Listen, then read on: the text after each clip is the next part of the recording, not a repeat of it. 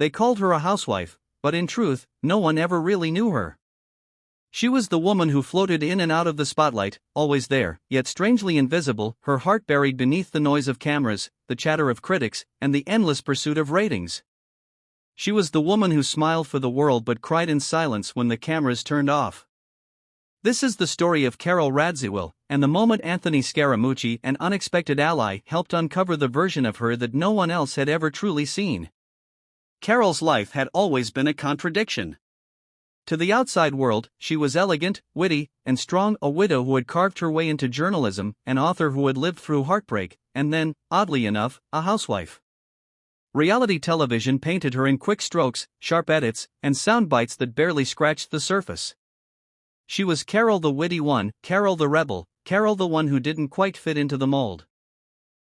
But what the cameras never captured was the quiet loneliness she carried, the way she'd lie awake at night, staring at the ceiling of her apartment, wondering if she had become more of a character than a person. The truth was, Carole had lived through tragedy.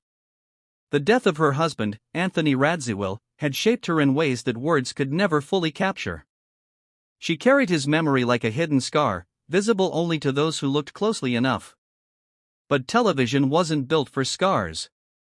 It was built for masks. And so she wore hers diligently. Enter Anthony Scaramucci, the mooch.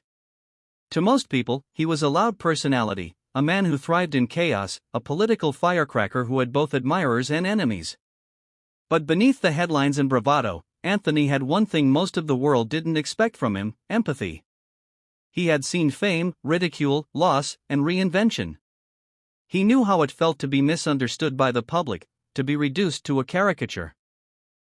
And when he crossed paths with Carole, he recognized something in her eyes, something he himself had felt many times before: the pain of being seen, but not truly known.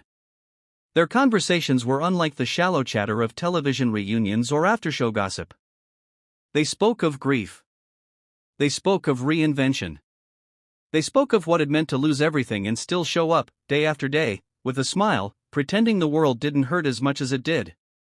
One evening, in the quiet corner of a New York restaurant, Carole admitted something to Anthony she had never confessed publicly. "I feel like I disappeared the moment I became a housewife. People don't see me anymore, they see a role. They see drama, they see fights, they see glam. But me? The girl who fell in love, who lost, who wrote, who dreamed. She's gone. Or maybe she's just invisible." Anthony didn't flinch. He leaned back, studied her, and said, "You're not invisible. You're just surrounded by people who don't know how to look. The real Carole.